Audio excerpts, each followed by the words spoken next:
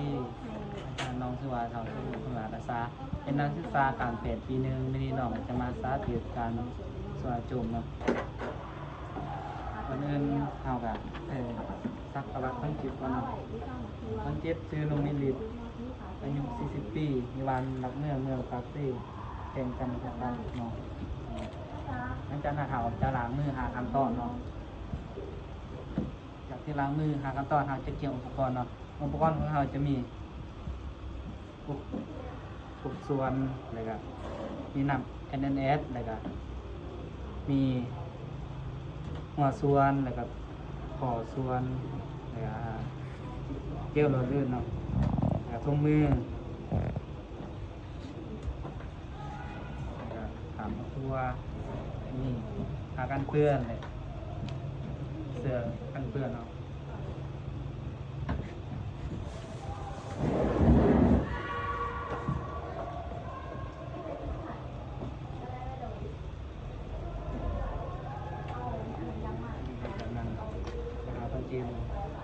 คนเจ็บซื้อนงมิลิตเนาะอายุ40 ปีอยู่วานหลังเมืองปากเต้แข่งแคมปัสซักเนาะ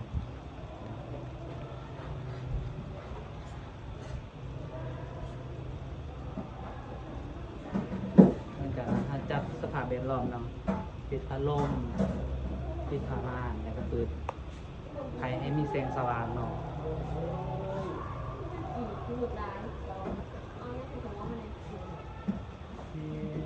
หลังจากนั้นก็จัดทานอนให้คนจีบเนาะจัดทานอนให้ตะแคงเมืองใต้เนาะให้นอนตะแคงเมืองใต้เป็นเขาเรื่องยาเลือดคออากาศกันเปื้อนเนาะ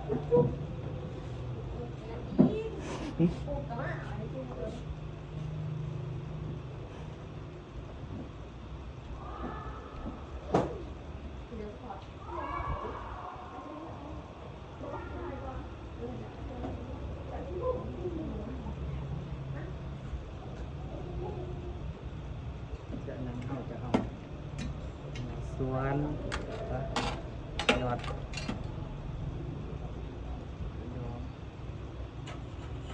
เจลเราเดือนเนาะ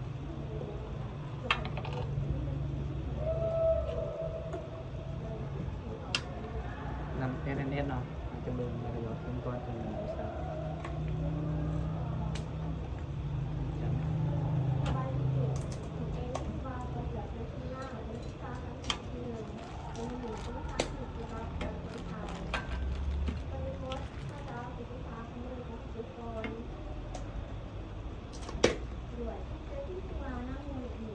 ความสูงประมาณ40-60 เซนติเมตรเนาะ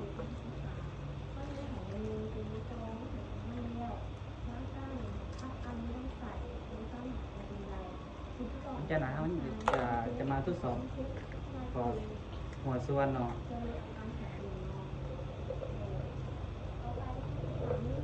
แล้วตัวได้เลย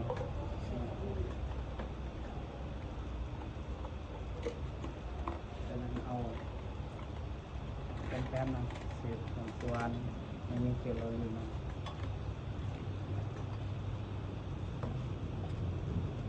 จากนั้นใส่เสื้อกันเปื้อนเนาะ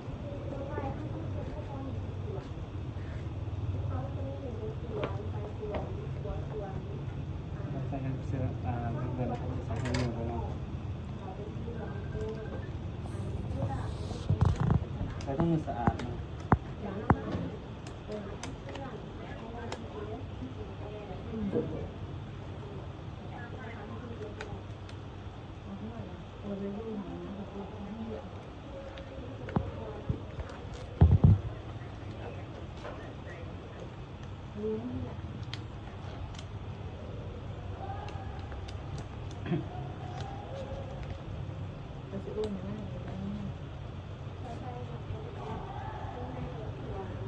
อนามัยต้องการอาหารจะอนามัยหูสว่างคนเจ็บเนาะคือพอประมาณเนาะประมาณบอนที่เขาจะอนามัยเนาะ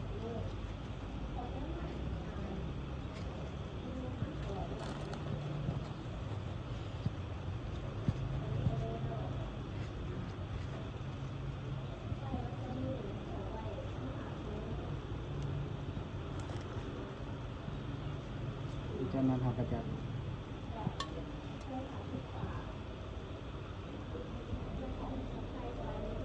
ใส่มือเนี่ยหูประมาณเนาะบริเวณเมื่อมือบนห้องบถนัดเนาะ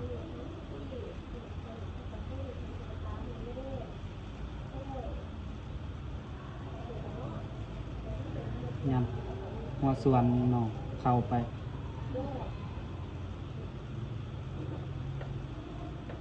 ประมาณ5 เซนติเมตรเนาะงานแล้วมันจะปืดเลยเนาะซอยค่อยๆปล่อยน้ำเนาะปล่อยน้ำซาๆเนาะให้คนเจ็บหอมลมเนาะหายใจซาๆเนาะแนะนำให้คนเจ็บให้คนเจ็บเบิ่งงานเขาก็ปิดเนาะ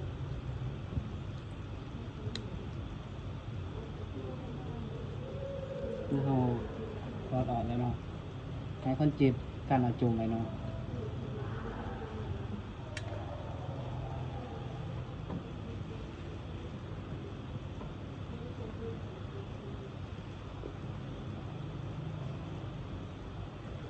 หลังจากนั้นเขาเสร็จหัวส่วนเนาะ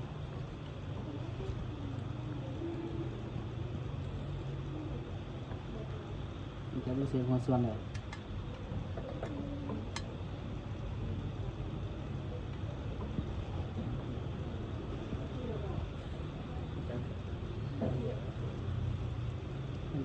จะหนาวอย่างนั้น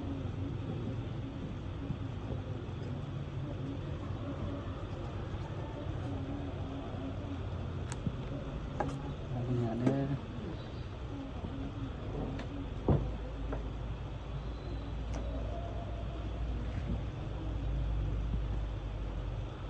จากนั้นแล้วอะไรนะเบิ่งซีของอาโจมเนาะได้กะ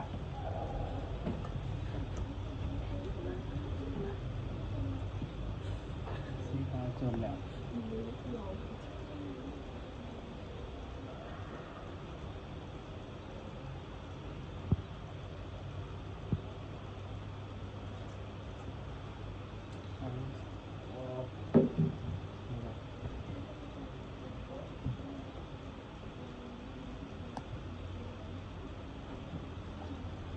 จับฉลาม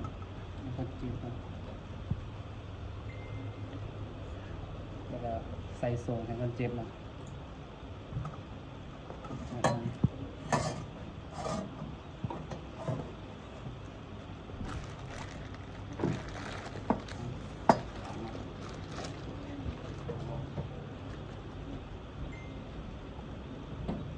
จับติดตามอาการคนเจ็บเนาะประมาณ5 นาที50 นาทีเนาะเก็บอุปกรณ์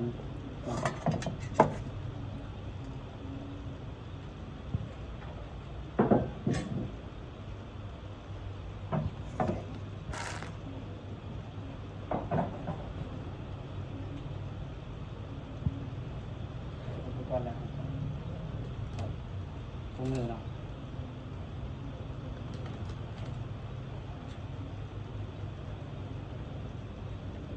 มันจะมาเอาล้างมือหาขั้นตอนเนาะอันเปลือกเนาะ